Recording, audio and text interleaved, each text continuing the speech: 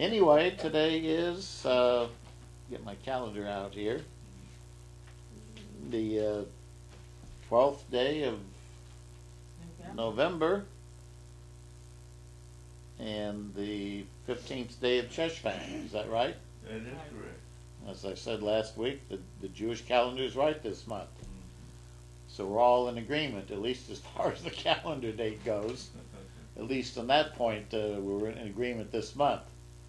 Surprising in a way, you know how little we all are in agreement. When you look at God's Word and look at basic doctrine, what the churches teach and the so-called Christian churches, and then you got the Muslims, of course, and all the other religions around the world, and there's so little agreement.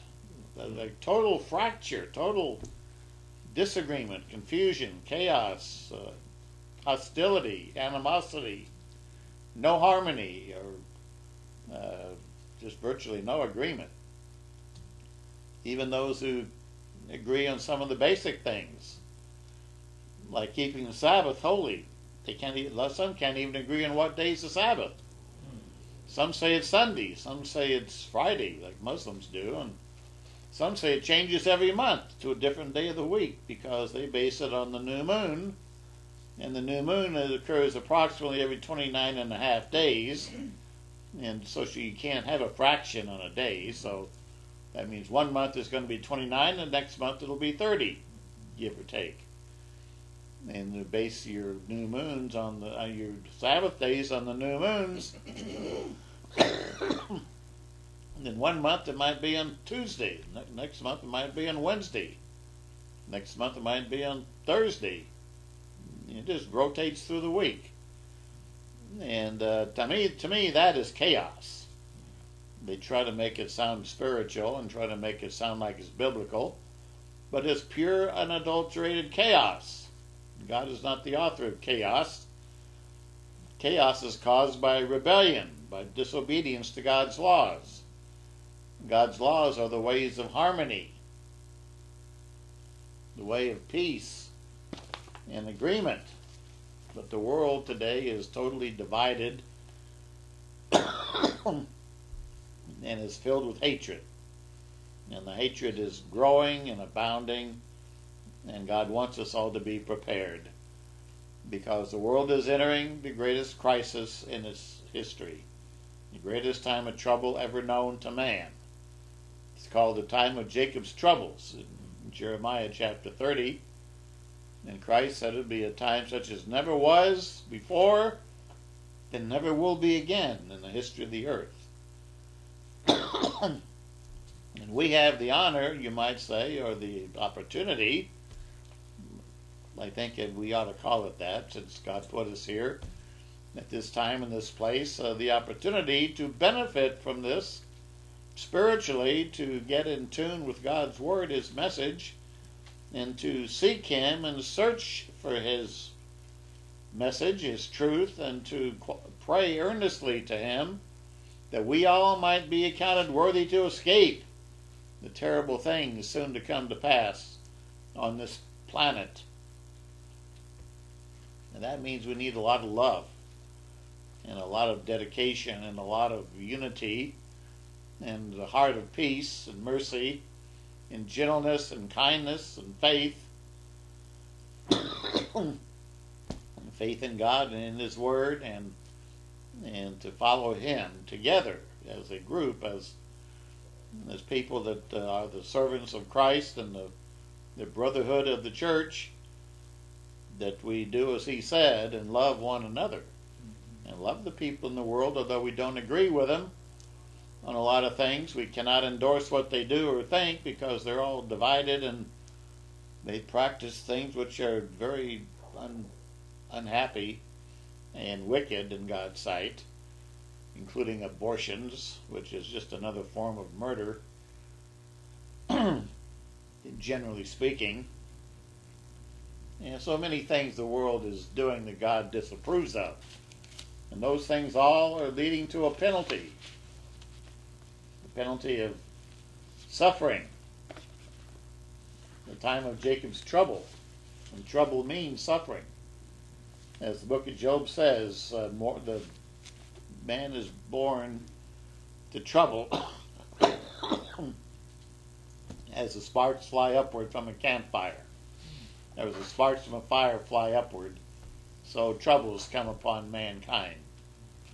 So I want to read you some what's going on in the world today and kind of catch up, since the Feast of Tabernacles is over. We had a pleasant interlude, a time of glorious harmony and fellowship, and I think powerful messages, things we can meditate on and think about and inculcate into our minds and lives as we go back over our notes and review. And you can send for the tapes of the feast and also the DVDs of the feast for purposes of review, and so we can be strengthened in the faith in God's truth. But meanwhile, time marches on and prophecy keeps marching on, and the world's troubles keep marching on in cadence and lockstep, like a German Panzer Division or Nazi stormtroopers marching down the boulevard. The world is headed deeper and deeper into trouble. And to recognize it, and to face it, to respect it, to see the reality of it, gives us a leg up on doing something about it, at least in our own lives. So the news tells us, among other things here, a monster storm like never before is blowing into Alaska. Meanwhile, homes are being evacuated on the Canary Islands. A volcano is ready to blow, spewing mountain rocks 50, 60 feet high up into the air. That's in the Canary Islands. First drought, now then an earthquake, and now tornadoes are hitting Oklahoma. So America is still suffering its bad news. Everywhere you look today, it seems like a lot of news is being tuned out even by the newscasters because they don't want to report it. So they only report what they feel they have to, so the people still believe they're reporting news. But have you noticed how much news reporting today is local? The local store got held up, or the local murder or something, and that's always in the local news. And not very much is reported, it seems to me at least, on the international news, news level, like the Middle East, and what's happening in Libya and Syria and in Israel. You have to search for a lot of the news because the news media are not telling us the truth. They're burying and covering up 90% of what's going on because they're been paid and bought for by the politicians. At least that's my opinion. And I believe, as Paul said, that I have the Spirit of God, the spirit of some discernment, and that's what I discern when I watch the news. I'm even getting kind of sick and tired of Fox News. To me, Fox News is on a downward slope, and they're no longer really as conservative and feisty and contrarian as they used to be. All the major media has been bought by the Obama administration and the elite powers that be. And Fox News seems to be becoming a violet, a soft, cuddly rabbit. They don't have the guts and the flair and the intensity that they used to have when Glenn Beck was on Fox News. They've gotten rid of Glenn Beck. And now I notice even O'Reilly is taking more vacations, and they're having replacements to replace O'Reilly. And they've had this Juan Williams on there last night, kind of hosting the O'Reilly factor. And he's a liberal. He's a flaming liberal. And yet they their mantra is fair and balanced, as if their news is fair and balanced. So they claim to give both sides. That's not fair and balanced. Just because you tell both sides, it's the way you slant it. And you have a liberal moderator in his commentary, and you're going to get a liberal slant, which is pro-Obama. And he's always, to me, he's always defending Obama. And these people are blind. They're either blind or else they're wicked, one or the other. I give them a little credit. I say they're just blind. Maybe stupid would be a fair word. You know, we shouldn't go around calling people stupid, I guess. But in God's sight, God calls them blind, and in some places He calls them fools. Let's read Isaiah. You read what Christ said about the Pharisees in Matthew chapter 23. He said, "You fools, you blind, you vipers, you snakes."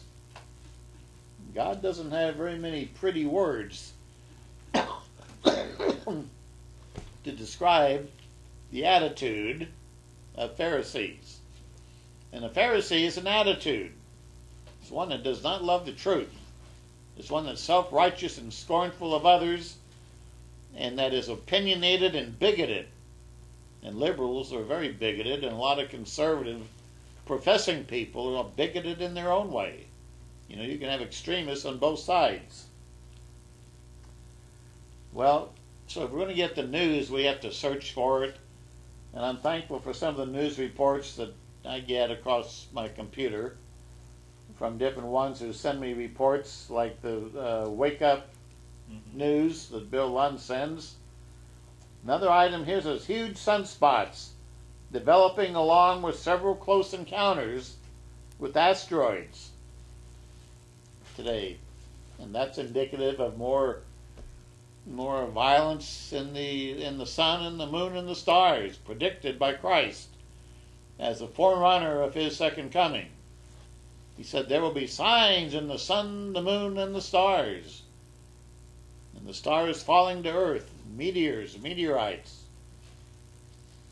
sunspots. They're projecting much increased solar activity, which is going to interfere with communications on the earth and our modern electronic civilization in the years 2012 and 2013.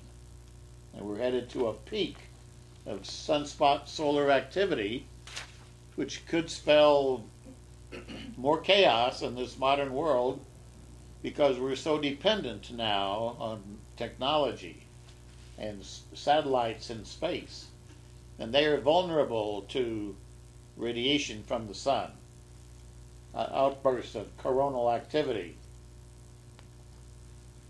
Another report says 780,000 people, almost a million, were killed by earthquakes in the last 10 years. And that's just a sample. You might say maybe a tithe of what's going to be killed in the next few years. Multiply that by 10 years, over 7 million that are going to be killed in earthquakes in the next few years. I could say 10, but I'd say even less than that. Meanwhile, mobs have been running wild in Oakland, California, and bus drivers are refusing to drive buses downtown in Detroit because of mobs of teenagers who beat up the drivers.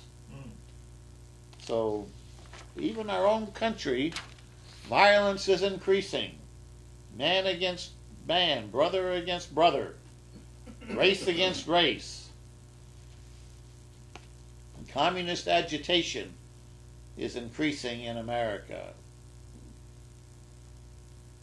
It's been predicted since the days of Ronald Reagan, and even during and after World War II, that the communists are not our friends, they are our enemies. We fought the communists during the so-called Cold War, up until the Iron Curtain fell in about 1988 in Germany, And supposedly the West won the Cold War because the Soviet Union collapsed. But I tell you, those rotten, poisonous seeds of communism have sprouted in America and nations around the world since that time. And Russia is coming back with a vengeance, and communism is growing in our own country, our own homegrown version of communism. They call it liberalism, socialism, but it's just another version of communism, which is really based on atheism and secularism. Well, our country no longer says they're a Christian nation. Our leadership says we're not Christian, we're a little bit of everything. And in a way, I think they're probably right, because the Christians have abdicated their religion and the churches, and they become more secularized and more immoral, and because of our tragic educational system and colleges and schools, universities, and grade schools even, children are being taught that there is no God, that everything evolved. You can't teach creation science in schools in this country unless it's a private school or a church-run school. And so most students have been bombarded with evolutionary theory, and I should call it evolutionary fantasy, because there's no theory to it. It's just a big blind hoax, hocus pocus, that Satan the devil is using to destroy the minds of a whole generation of people. We watched several videos during the feast this year on how evolution could never have happened. If you look at these fantastic abilities of different animals, like the bombardier beetle, and these other creatures, and the dolphins, and their bats even, and their echo radar, all the things they can do, and even the human ear and the human eye, and things things which are miraculous in their origin and concept, and could never have evolved over millions and billions of years. I mean, Satan the devil is the most artistic liar that's ever come along, and he has infiltrated all of our schools and universities and colleges, and people have just been dumbed down now in our schools, or where they believe anything. Then another item in the news: Pope Benedict is said to be preparing to resign from the papacy in April 2012. That's only 4 or 5 months from now. If he resigns the papacy, according to an old prophecy of the Catholic Church, right now the name of the prophet Malachi, Saint Malachi, prophesied in a long list of popes who would reign in the Catholic Church, and the present Pope, Benedict, would be the next to the last one. And the last one, Saint Malachi, speaks of or calls Peter the Roman, who will be the last pope, and evidently will also be the second beast of Revelation, or the head of the new worldwide end-time world religion, which will be created out of the Catholic Church as it merges, apparently, with the Muslim religion and other worldwide religions, and a new end-time syncretism of modern-day Hellenism, where all these religions come together with the apparently Peter the Roman at the head, who will be the sidekick or the counterpart of the beast of Revelation, that is the Antichrist, or the future world dictator. He'll be the number 2 man, or the vice president of the earth at that time. And another media report says, prepare the Black Pope. The Pope may resign in April 2012. Prophecy News Watch. And it's a question, will the next Pope be a black man? A cardinal from Africa? There are several in the running. Wouldn't that be something if the world winds down to the very end of this age, and we have a black Antichrist, perhaps Obama, and a black Pope as his right-hand man. I tell you, it gets, it's almost imponderable what deviltry could be accomplished. And then another item in the news is something I think we should really be seriously thinking about.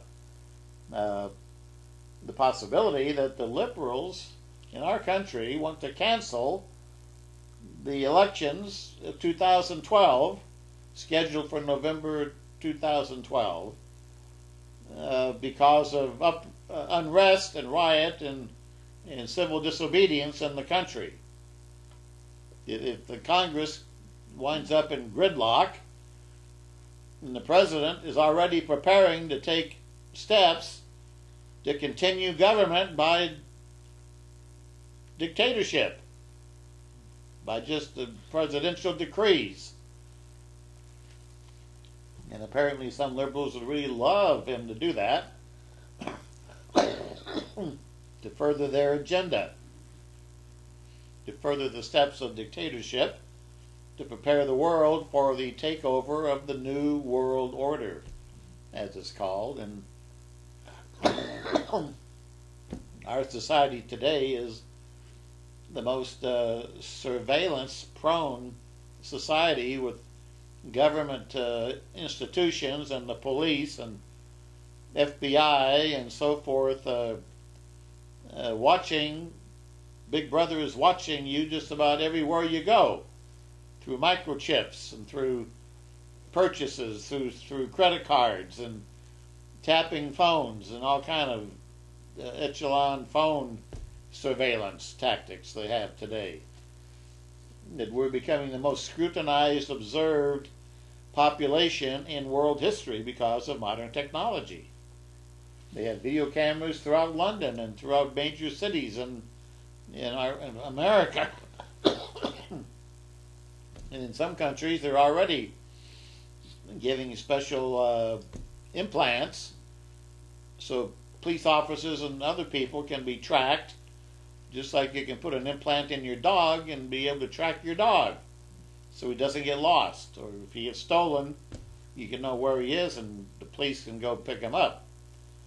Even police officers in Mexico now have these implants, and other rich families are beginning to have these implants so that if they're kidnapped, they can track the kidnappers down and maybe save the people from being slaughtered or killed that have been kidnapped. Will the elections for 2012 come? In one sense, I think it's ridiculous for them to try to cancel the elections. I think Obama's going to win anyway. Personally, I think that the Republicans are so disunited and so proud of their gains in the elections of 2010 that they're riding on the seat of their pants and they think, oh, well, it's a shoo-in now. Everybody's disgusted with Obama because of the economy. But Obama blames the Republicans that they're not cooperating. And he's got the loudest mouth, so most people hear him, and all these riots are going on against Wall Street and the capitalists, and Obama's encouraging that and fanning the flames, at least in a certain way, by not saying anything. But he has other spokesmen saying that these people ought to become more violent in their agitation. Maybe I'll get to that in the news here today. It is interesting that Obama declared a record-breaking 89 disasters for 2011 alone already. And according to the Catholic Online News, October 28, U.S. President Barack Obama has declared a record-breaking 89 disasters for the first 10 months of 2011 alone. It's been a disaster-packed year, with Hurricane Irene drenching the East Coast and the tornadoes that have wreaked havoc from Wisconsin to Texas. 2011 has seen more billion-dollar disasters than any year on record. There's no question about it. The increase in the number of disaster declarations is outstripping what we would expect to see, given what we observe in terms of weather. Well, people don't understand it today, but God controls the weather. It's not the spooks, and it's not HARP, and it's not man's inventions. God controls the weather. God sends rain, and God sends drought. God sends hurricanes, and God sends tornadoes. God controls the weather. The weathermen can't control it. They can't even predict it half the time. But God is in control of the weather. Just read the book of Amos, and you see it says there, can disaster come upon a city unless the Lord has done it? People just today don't realize or believe that there is a God who is concerned about mankind and our individual activities and actions.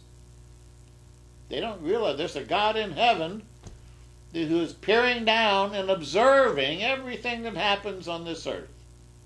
He knows our every thought. He knows our every action. He knows our every word that we speak. And Christ said that a man shall be judged by every word that proceeds out of their mouth. We're going to give account. So we need to watch what we say, as Paul says, and as James says in the book of James, and watch our mouths. And that means every one of us, me included. And watch the way we talk about people and what we say to people.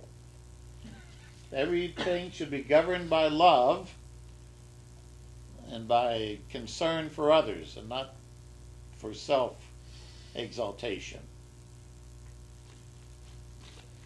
Another article says a long, steep drop in America's standard of living. Things are not as good as they used to be, the article says, at least in terms of your wallet.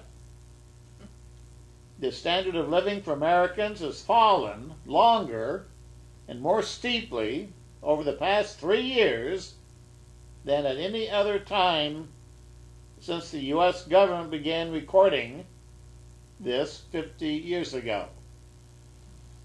Our income has declined faster and more than ever in history, any 3 years in our history since we began recording income, or during the last 50 years. Bottom line says the average individual now has $1,315 less in disposable income than he or she did 3 years ago at the onset of the so-called Great Recession. Even though the recession has ended, technically speaking, in mid-2009. This means less money to spend at the end at the spa or at the movies, or going out for dinners. Less money for vacations, less money for new carpeting. In short, it means that we have a less vibrant economy today, with more Americans spending primarily on necessities. The diminished standard of living is squeezing the middle class, and people are getting restless and discontent, as we see from the demonstrations occurring in city after city. The Occupy Wall Street people are dissatisfied. A lot of people are dissatisfied. But the answer isn't to go out and demonstrate and make placards and wave banners and throw rocks through windows and agitate and confront the police and start fires and destroy your habitat. The answer is really to repent and turn to God. But how can they do that if they don't know God and don't even believe in God? All I can say is God is going to get their attention. He's beginning to get their attention, but they still people still don't believe in God, except a small, minuscule minority. The majority don't know God, don't care, and just want to have fun. They want to bail out. They want money, they want good times, they want increasing income. And so many don't want to work. They'd rather get it on the dole. Some women today just have babies so they can collect welfare, child support from the government. Well, the next article I have here, Senator Grassley says the United States is teetering on the brink of fiscal Armageddon. Senator Charles Grassley tells Newsmax that the United States faces fiscal Armageddon because of the mammoth and growing national debt. The Iowa Republican says the country's current economic plight resonates on a day when Europe's debt crisis has dragged the Dow Jones Industrial Average down 389 points. As of Wednesday, the S&P 500 lost 3.7%, the biggest one-day drop since August. The United States total debt is now about to pass, listen to this, $15 trillion, marking the first time in modern history that the debt of the U.S. has surpassed our nation's economy. Our country is now joining a short list of nations, including Greece and Italy, whose debts are larger than 100% of their economies. Our debt is now bigger than our economy. And we're the biggest fish in the water on the earth, the biggest economy. If something happens to us, it'll drag the whole world down into a whirlpool, down the drain of the tub, and into the sewer.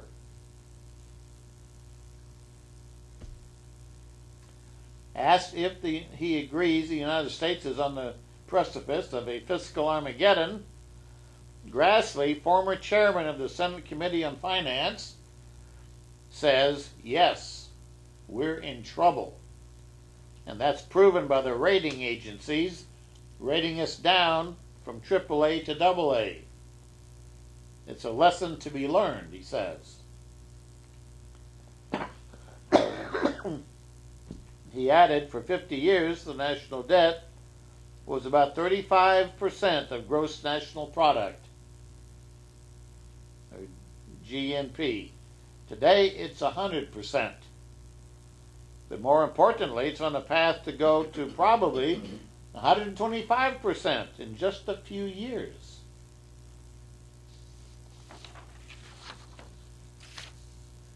What's really nasty about this fact, says Senator Grassley, is the debt of Greece accounts for just 2% of Europe's economy, but the United States debt accounts for 25% of the entire world economy. We account for 25% of the entire world's economy. So if Greece can cause all that trouble in Europe today, and the rest of the world, just think what would happen if the United States is in the same position as Greece.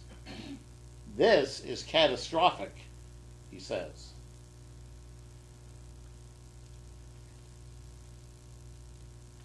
Well,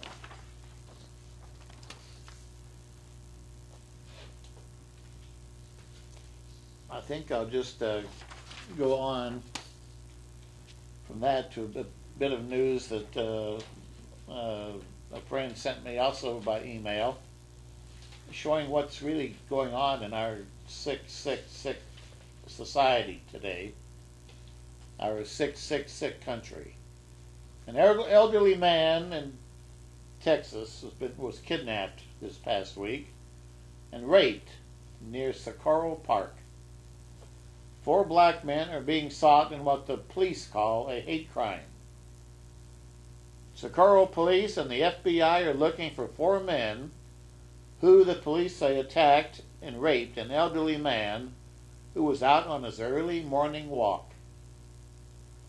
The 70-year-old man was walking Thursday around 6 a.m. in the morning at Valley del Sol Park on Valley Rico Road when they said 4 black men got out of a late 90s Ford or Chevrolet van and demanded the Mexican-American man give them money.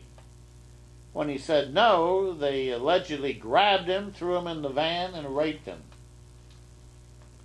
And they yelled racial slurs at the victim. These 4 people that did this know each other well, enough to do something in front of each other, the police said. This is an atrocity. This man was somebody's dad. This man was somebody's brother, somebody's friend. The victim was so badly hurt he had to have surgery, and he's in serious condition at a hospital. You know, the man said, I think that's so ridiculous.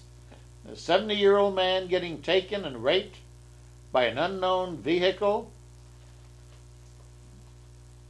It's almost unbelievable. Reminds me of the stories in the book of Genesis about the sodomizers in Sodom, ancient Sodom and Gomorrah, and about the men of the tribe of Dan who raped a young Levite's concubine in ancient Israel until she died. They raped her all night until they found her dead the next morning. Apparently in 6,000 years, the human nature hasn't changed and the world hasn't learned very much. We haven't learned that breaking God's laws leads to divine punishment. And these men will be punished. They will not get away with this type of crime. The police may or may not find them, but they will answer to God in the judgment. And I think he will cast them in the lake of fire, although I can't speak for God, or his mercy. And if he sees that these men are repentant and tremble before him, he may pardon them and cover the sin by the blood of Christ. But I don't know. They have a lot to answer for, and that could lead them right into the lake of fire. Meanwhile, it seems like some money managers and economists are beginning to wake up and realize that this 9% unemployment rate that our government tells us about today is pure fiction. It's a fantasy way to arrive at a statistic that's bad enough, but the true reality is the unemployment rate is more like 20%. So says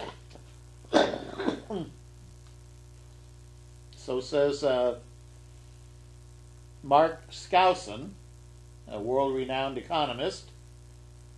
He says U.S. employment rates may officially be hovering around 9%, but in reality they're up near the 20% level, about the same as the time of the Great Depression, maybe even higher. So says economist and author Mark Skousen in an interview with Newsmax TV. He says unemployment rates measure the number of people in the world for workforce looking for work, for jobs, but those holding down part-time jobs and odd jobs here and there are those who have grown discouraged from looking and have quit sending out resumes, aren't typically considered part of the workforce that defines the headline unemployment rates. So they're basically ignoring about half the unemployed when they figure the 9%. It's really over double that if you look at reality, stare reality in the face. Says the article in Newsmax, bottom line, it's a lot worse out there than what the government is pitching. Generous unemployment benefits are preventing would-be workers from getting out there and finding jobs, which drains the economy of the resources that the country can't afford to lose. Unemployment is actually, he says, 23%, and that's Great Depression levels. And he says extending unemployment compensation insurance is really not the answer. It's one of the worst things we can do. As people just keep getting this income, they quit looking for work. And if you extend it longer, you may prevent people hurting as much as they would otherwise, so you keep them happy, staying home doing nothing. And it's like being caught between a rock and a hard place. If you just keep giving them money for not working, pretty soon you run out of money. You run out of credit. Then the problem's worse. Then you have a whole lot more people out of work. Well,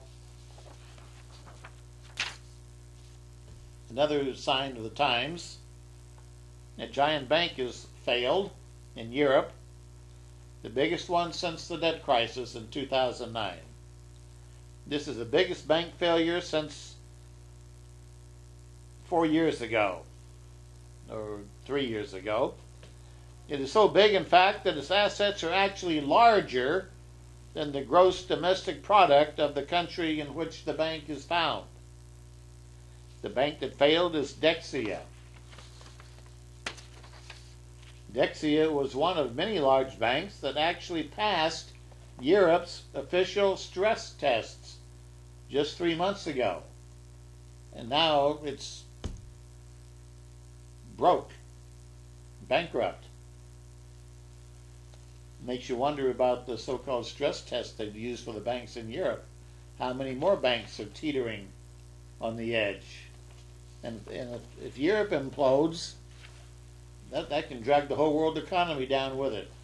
So we are skating on thin ice in the world today, and we all need to strive to learn to become independent of depending on others and food stores and markets and society. We need to learn to store and stock up in provisions and keep them in a safe place where they won't, and don't tell anybody about them, because we need to be ready for hard times.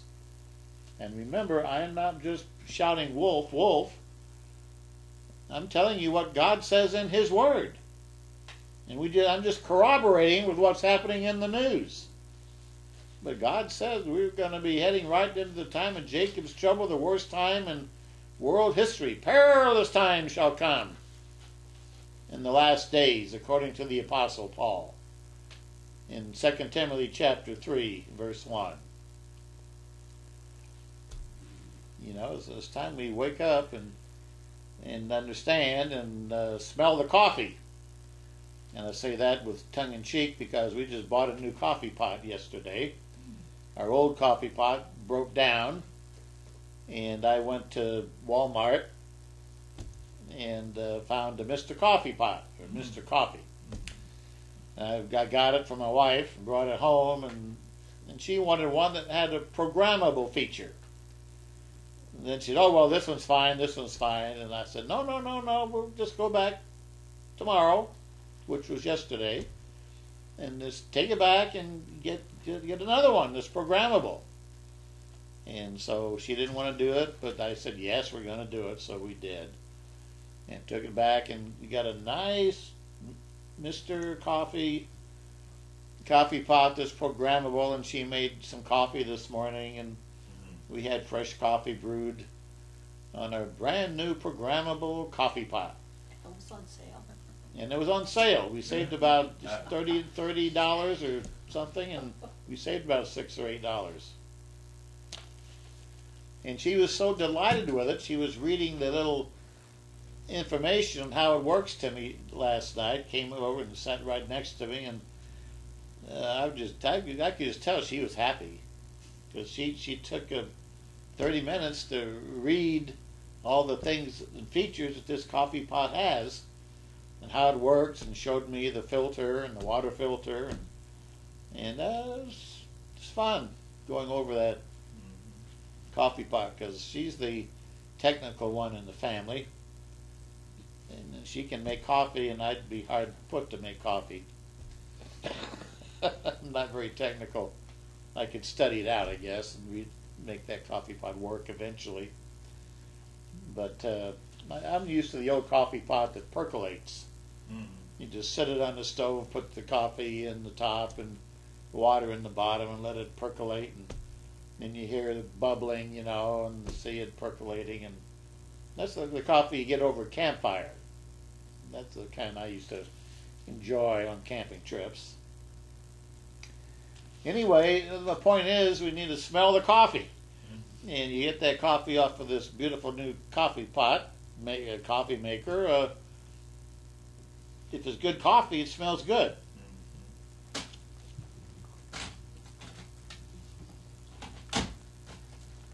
So this next article here is Europe, the coming financial storm.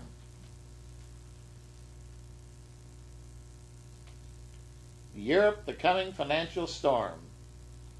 Did you hear that sound? It says, it is the sound of Europe being hit with a cold dose of financial reality. The air has been let out of the balloon, and investors all over the world are realizing that absolutely nothing has been solved. After all this talk about Europe solving their debt crisis, now they're realizing they haven't solved a thing yet. You don't solve a sovereign debt crisis by shredding confidence in the sovereign debt. But that's exactly what the voluntary 50% haircut solution has done. You don't solve a sovereign debt crisis by pumping up your bailout fund with more money from China, Russia, and Brazil that's borrowed money. In other words, you don't solve a debt crisis by borrowing more money and getting further in debt. So that's so elementary, you know. 1 + 1 = 2.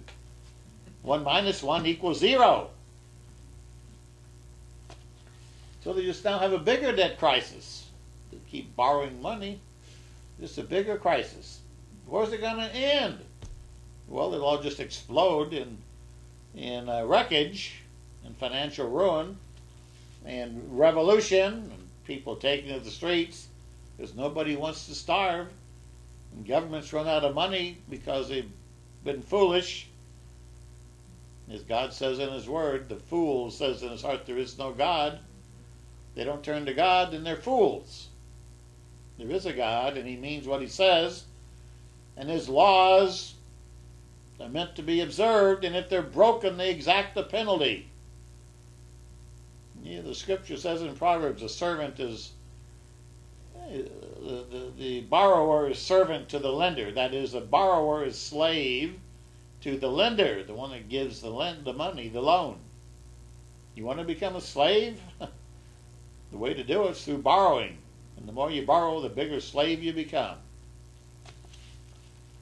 And the world just doesn't get it. You got to work. Work produces profit, and profit produces money. The money produces seed capital, so you can survive and rent a house or buy a home or buy clothing and have food to eat and water to drink. It comes through production, through work, not through the government. The government can only take from the rich and give to the poor until the rich no longer can pay, then everybody's broke. By that time the government's capsized and been overturned and thrown out. So the article says on Monday, investors all over the globe began to understand the situation that we are now facing in Europe. The Dow was down 276 points, and the euphoria of late last week had almost entirely dissipated. The massive credit crunch would significantly slow down economic activity in Europe.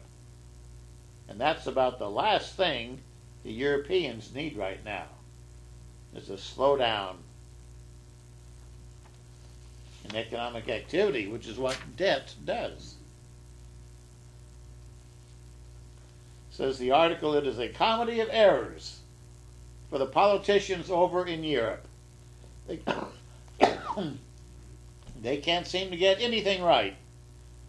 In fact, everything that they do seems to make a financial collapse in Europe even more likely.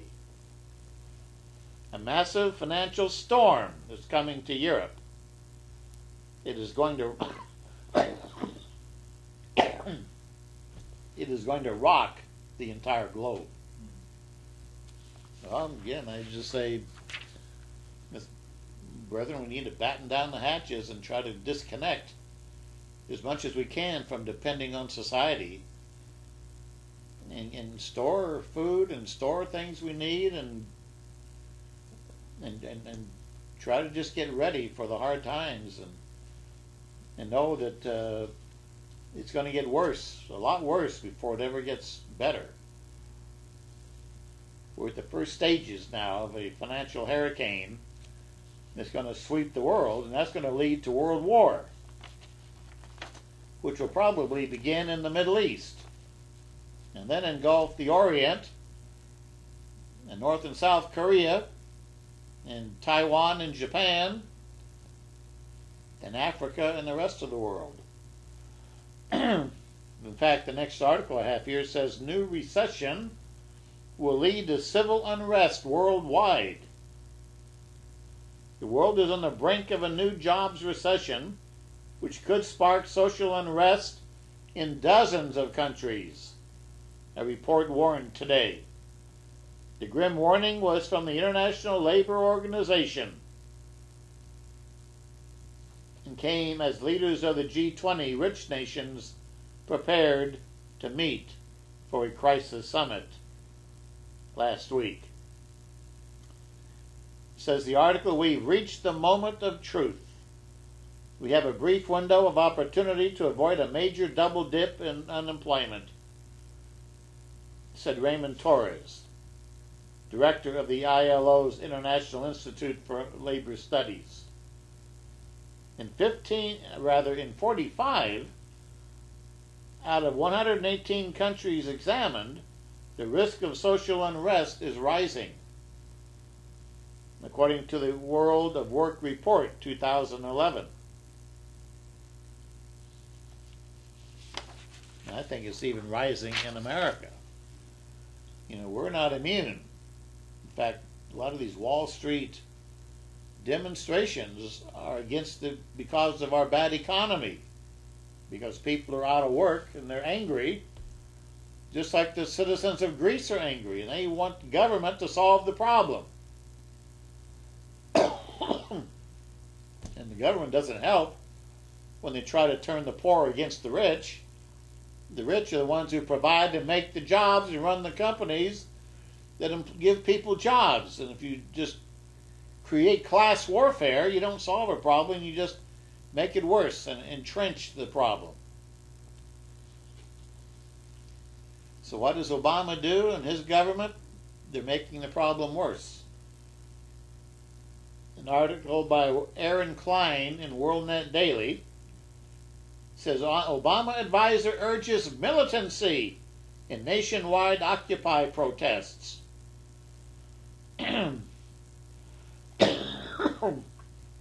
The crafter of the president's health care and stimulus laws says we've got to get a resistance movement going. 3 days before the Occupy Oakland protest turned violent, United Steelworkers International President Leo Gerard, an advisor to President Obama, called for more militancy in occupation movements across the U.S. He's a government official calling for more militant demonstrations, more violence. That's the government doing it. Of course, they're blaming the rich, and they're blaming the Republicans. And they think the violence will be against them and give Obama another 4 years in office because he's on their side. He's also blaming the rich and the political right wing. But he's the one that's in power. They ought to blame him. He's in power, not the Republicans. They can't do anything. They're bad enough. They helped to create the crisis. But so did the so did the Democrats, back in the days before Fannie Mae and Freddie Mac fell and created this crisis back in 2008. Before they had to be bailed out.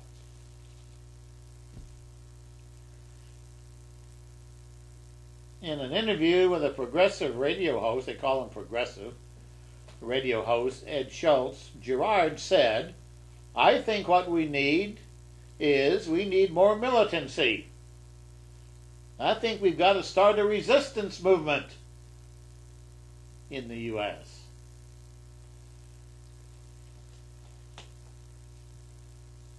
Well, I'm not going to go through the rest of this article, but this is right in line with official Communist Party dogma. The U.S. Communist Party, in fact, in their People's Weekly World newspaper, quoted Girard and another United Steelworkers leader, Fred Redmond, as saying, "It's time to stand up and be heard. It's time to mobilize online and in the streets."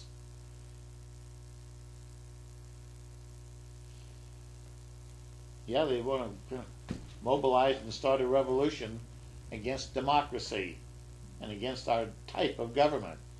Bring in a dictator. Just like the Germans did when they brought in Adolf Hitler after the collapse of the Weimar Republic in Germany. The Weimar Democratic Republic fell into financial woes, where the German mark became worthless. And they blamed the politicians and blamed the other European nations for putting Germany in that position, and Adolf Hitler rose and pointed the finger at everyone else, and the Russians and the Soviets. And the Germans turned to him as their savior. And he led the world into World War II and almost took over the world as an antichrist for that generation.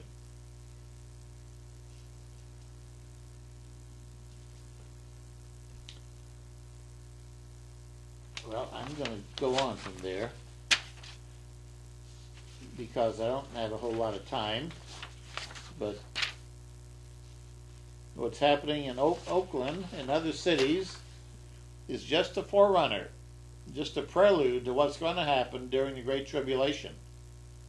We are entering a time of woe and suffering and tribulation and dire distress around the world.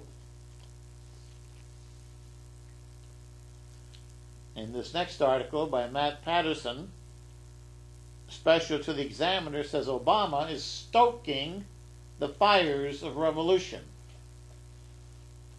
He writes, "Hard to believe that President Obama, one of the most divisive and partisan chief executives in American history, once posed as a messenger of national unity.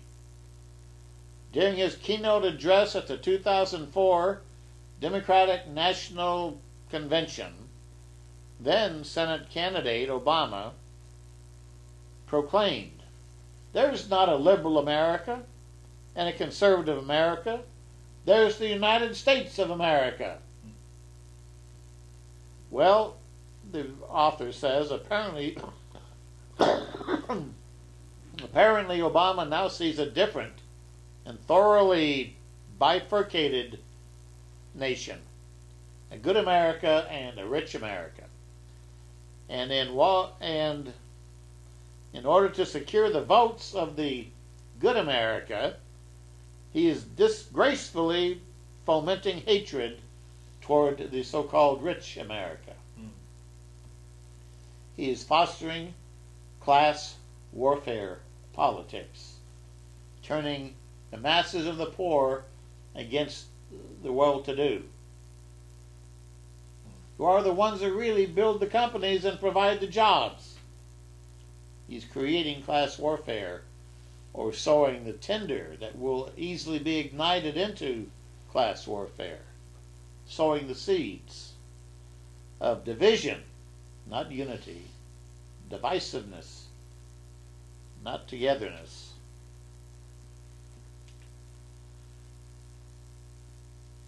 Says Matt Patterson, take his jobs bill.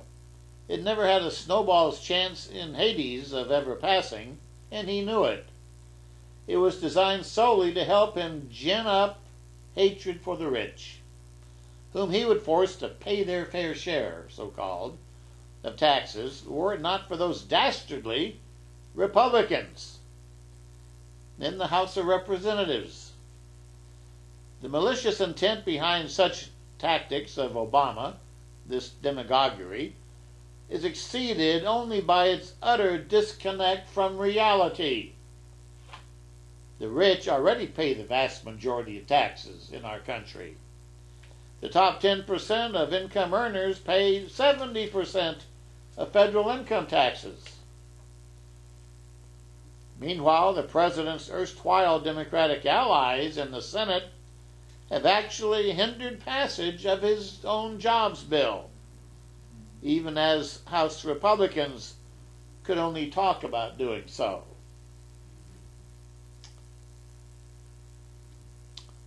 So, the poisonous fruit of the Obama administration is now beginning to sprout and produce poisonous fruit.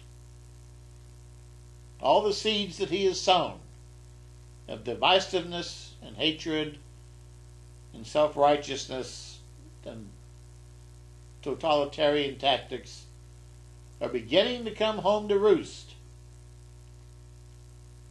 They're beginning to produce a poisonous, noxious, lethal fruit, which will lead to violence and revolution and dictatorship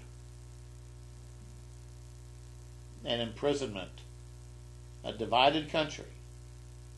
And Christ said to his disciples, a kingdom divided against itself cannot stand.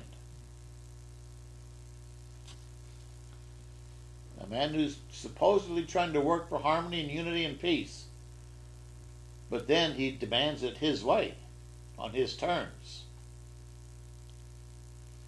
And such a man is not willing to compromise or negotiate. So you wind up with chaos and disaster.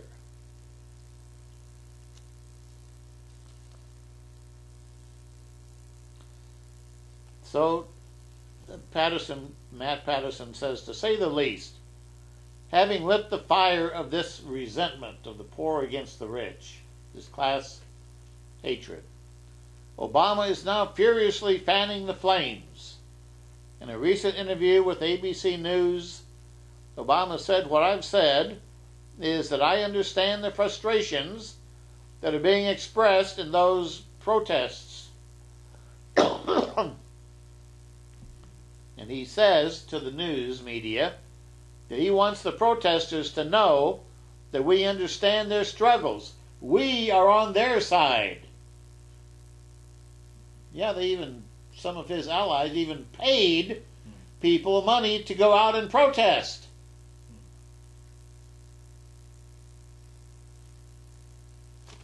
Quick way to earn several $100s. Go out and march and bear a placard and act like you're unhappy. Yeah, he's providing employment for people. Pay them to protest. That's employment, you see. I wonder if they're going to declare that on their income tax. I wonder if any of them are going to declare that income. It's probably all cash under the table.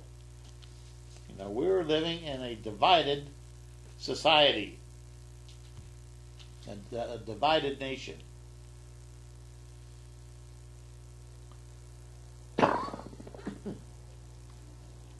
Meanwhile, taxpayer money, believe it or not, is still going to Acorn.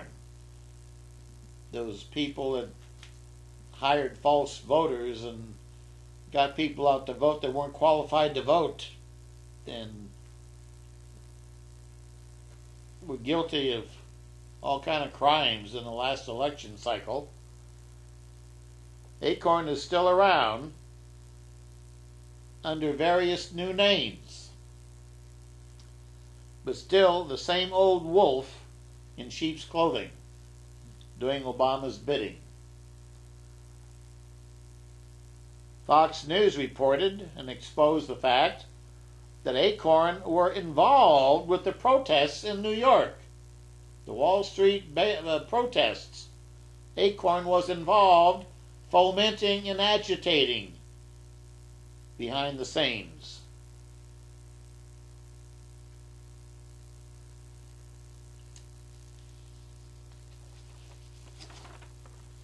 It's despicable what is happening, but we're bringing it on ourselves.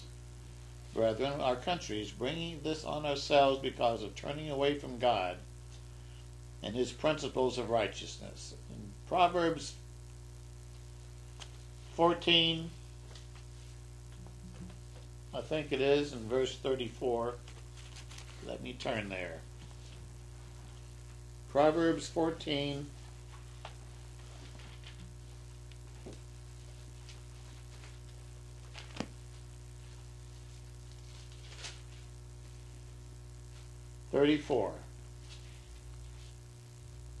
God inspired King Solomon to write, righteousness exalts a nation. Righteousness means obeying God's commandments. In Psalm 119, verse 172, it says, all thy commandments are righteousness. So righteousness is obedience to God's law. Sin, or what the Bible calls sin, is disobedience to God's law. 1 John chapter 3 and verse 4 says sin is the transgression of the law. So righteousness, it says here, exalts a nation. Obedience to law exalts a nation. Protesting in the streets is disobedience to all kind of laws. In setting fires and overturning vehicles and throwing rocks through windows is disobedience to law. That is a reproach to any people, Solomon said. Righteousness is what exalts a nation. If we would obey God as a nation and keep His commandments, we would ride upon the high places of the earth and be the head and not the tail. Deuteronomy chapter 28 and Leviticus chapter 26 says that. If we obey God, He will bless. Bless and bless and bless us again and again and again. But if we fail to obey God, if we disobey His commandments, we will suffer ignominy, shame, and reproach. Or as my margin says, disgrace. And we are now disgracing ourselves as a nation. Because people no longer believe in God or the Word of God or the law of God. They don't understand the reality of God. He is just as real as ever, but He has hidden Himself. He has veiled Himself to see what we will do if we can't see Him. He is testing the hearts of the sons of men. He is testing every one of us to see, what will we do? Will we do what's right? Or will we do what's wrong? Will we demonstrate and commit wickedness and evil? Or will we suffer indignities with faith in God that He will make it all right in the end? As Christ said in Matthew chapter 6 and verse 33, seek you first the kingdom of God and his righteousness, obedience to his law. And all these things, everything you need in life, will be given to you. Housing, income, clothing, food, shelter. The chance for happiness and peace.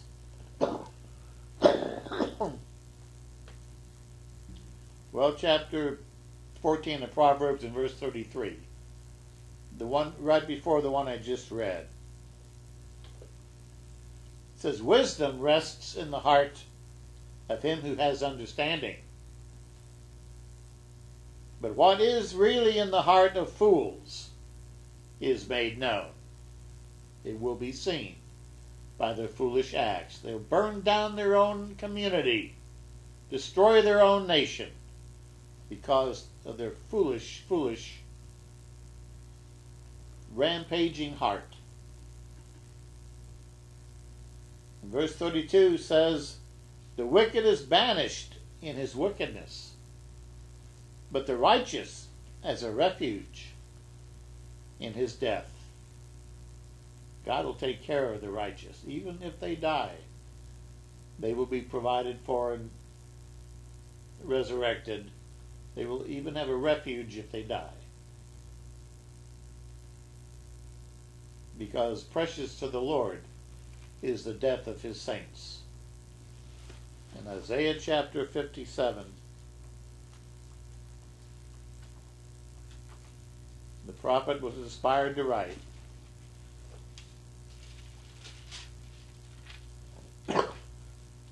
the righteous perishes, and no man takes it to heart. Merciful men are taken away. That is, they die. While no one stops to consider that the righteous is taken away from the evil that is coming. The face of evil. He shall enter into peace with his God. They shall rest in their beds, each one walking in his uprightness. They will be resurrected and walk in uprightness. Then verse 3 he says, well, come here, you sons of the sorceress, you offspring of the adulterer and the harlot. Whom do you ridicule? You know who they ridicule? They ridicule the righteous. They ridicule the law-abiding, the obedient. They ridicule Christians. He says, against whom do you make wide your mouth and stick out your tongue? Are you not children of transgression? That is, children of disobedience, children of unrighteousness? Are you not children, offspring of falsehood, of lies and deceits? Inflaming yourselves with gods under every green tree, slaying the children in the valleys and under the clefts of the rocks, committing abortions, abortion on demand.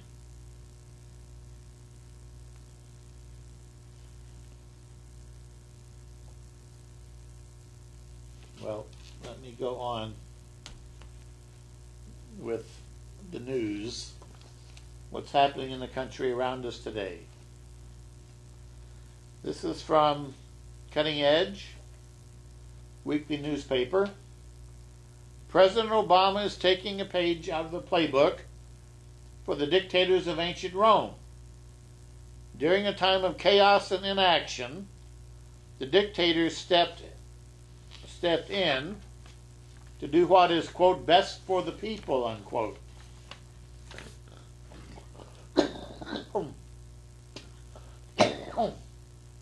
That was the Caesars of ancient Rome. Oh, they always claimed to be doing what was for the people. It's all for the people. You know, even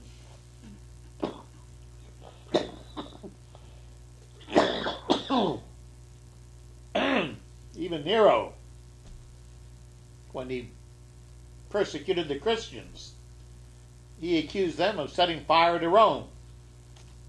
So he was going to punish them for the sake of the people. Of course, they all knew that he'd set the fires himself. He wanted to rebuild Rome according to his own grand architectural scheme, his own grand plan. But he blamed the Christians for doing it. Well, in the Daily Caller News, October 31, Obama will continue to act independently without Congress, said his spokesperson Jay Carney, press secretary. Obama will continue to act independently without congressional authorization to benefit the American people, said Jay Carney. It's part of the White House's "We Can't Wait" campaign.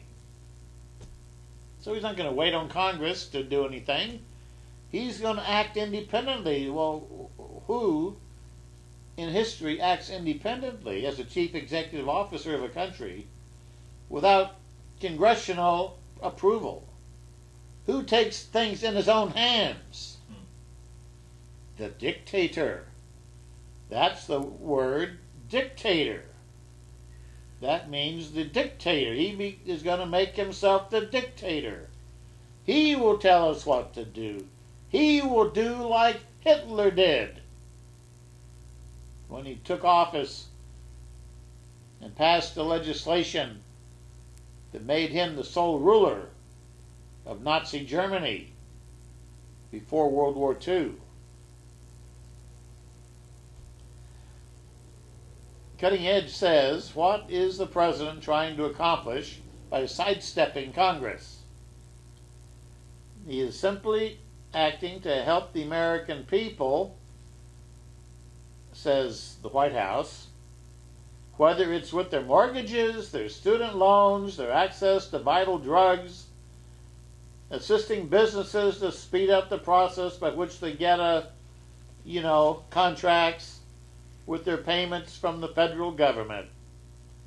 These are all measures he can take administratively, and he will continue to take them, says Jay Carney, press secretary. But, as Cutting Edge says, the real problem is once the citizens are conditioned to see their president overstepping his authority by bypassing Congress, then it will be far easier for the president to act independently in a scripted terrorist situation, to suspend the Constitution, to declare martial law, and to begin arresting dissidents and those who don't go along with his program, which is what Hitler did. And he began arresting communists and Jews and Christians and those who did not support the Nazis in Germany. You know, they did a test recently interviewing young people, college students. I forget all the circumstances of this test, but they asked them, who was Adolf Hitler? They didn't know. The vast majority of these students interviewed said they didn't know. They didn't even know. Weren't even taught in history, apparently, who Adolf Hitler was, the head of Nazi Germany who began World War II. People are so ignorant. And when a nation is filled with ignorance, those who do not learn the lessons of history, the famous author once said, are doomed to repeat them. I think it was Edmund Burke. Those who do not learn from history are doomed to repeat the mistakes of the past.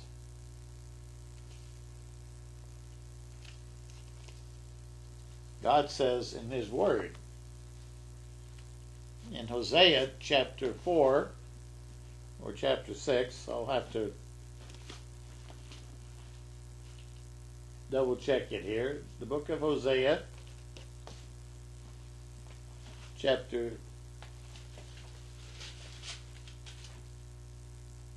chapter, what's that? Chapter 6, I think it is.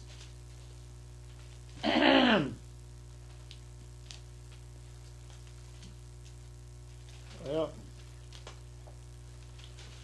in chapter 8, God says of his people, chapter 8 of Hosea, verse 1, set the trumpet to your mouth. That is the ram's horn, or the shofar. He shall come like an eagle against the house of the Lord, because they have transgressed my covenant and rebelled against my law. Israel will cry to me, my God, we know you. Israel has rejected the good. The enemy will pursue him. They set up kings like Obama, but not by me. They made princes, but I did not acknowledge them. They elected people for Congress that God did never appoint or acknowledge them. From their silver and their gold they made idols for themselves, that they might be cut off, will be their final end. In verse 7, God says, they sow the wind, but they reap the whirlwind. The stalk has no bud, it shall never produce meal. If it should produce, aliens would swallow it up. Israel is swallowed up. Now they are among the Gentiles, like a vessel in which is no pleasure.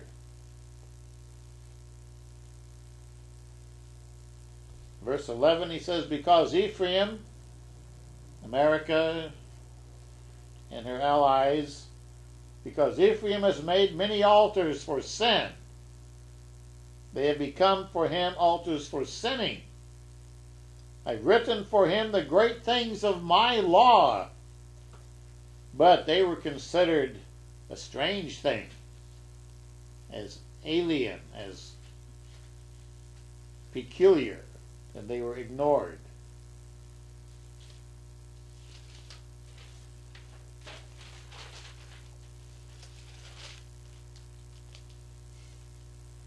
So God says, let me see if I can find this.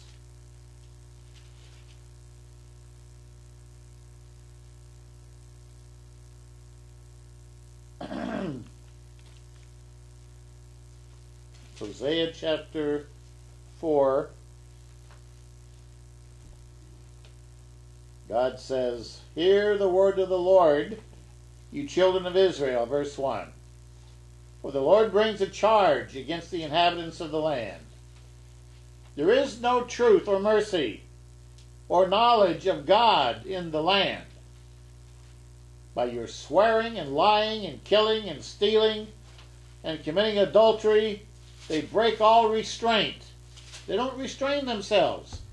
They give in to every evil impulse, with bloodshed upon bloodshed.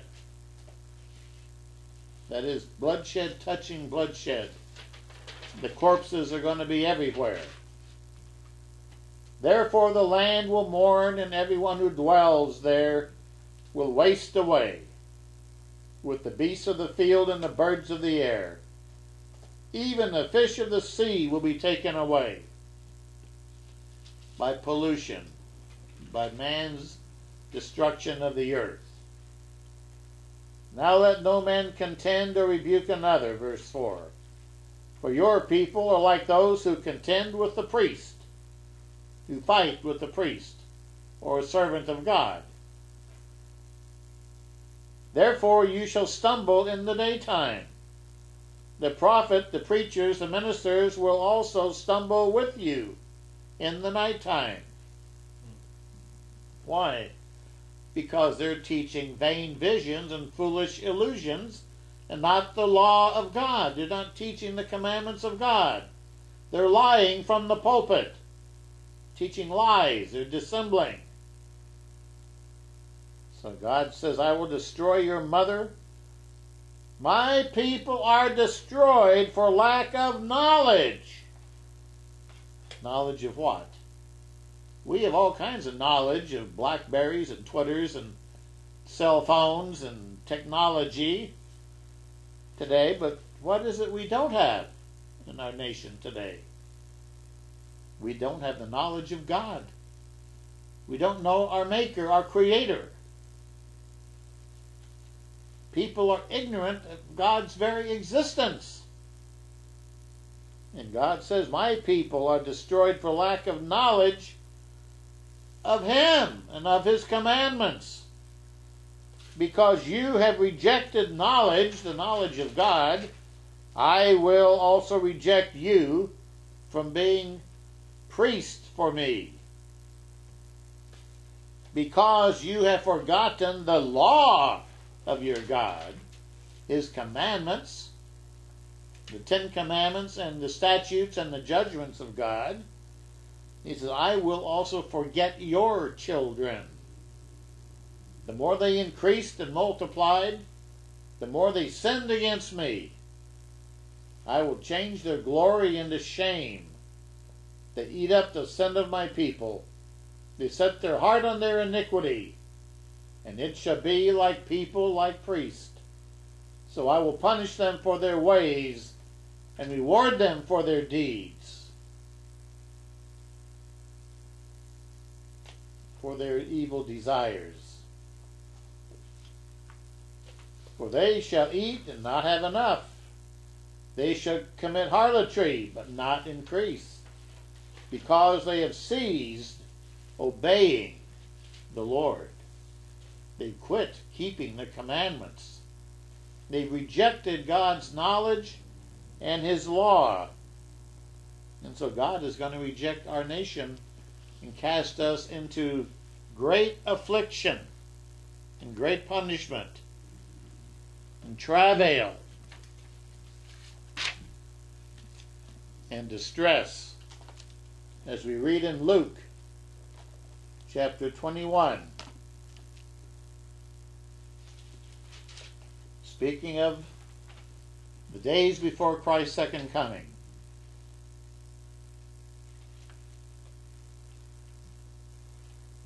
And he says, Luke 21 in the New King James Amplified Version, that is the Amplified Version, verse 25. And there will be signs in the sun and the moon and stars, and upon the earth there will be dark distress, trouble and anguish, of nations in bewilderment and perplexity, without resources, left wanting, embarrassed, in doubt, not knowing which way to turn, at the roaring, the echo of the tossing of the sea. Verse 26, men swooning away or expiring with fear and dread and apprehension and expectation of the things that are coming on the world. For the very powers of the heavens will be shaken and caused to totter. And then they will see the Son of Man coming in a cloud with great transcendence and overwhelming power, and all His kingly glory, majesty, and splendor. And when these things begin to occur, look up and lift up your heads, because your redemption, your deliverance, is drawing near. And He told them a parable, saying, look at the fig tree and all the trees. When they put forth their buds and come out in leaf, you see for yourselves, and perceive and know that summer is already near. Even so, when you see these things taking place, understand and know that the kingdom of God is at hand. Truly I tell you, this generation, who's living at that definite period of time, will not perish and pass away until all has taken place. The sky and the earth and the universe and the world will pass away, but my words will not pass away. For it will come upon all who live upon the face of the entire earth. So keep awake then, and watch at all times. Be discreet, attentive, and ready, praying that you may have the full strength and ability and be accounted worthy to escape all these things taken together that will take place, and to stand in the presence of the Son of Man. Brethren, let's take this message to heart and watch and pray always and draw near to God as He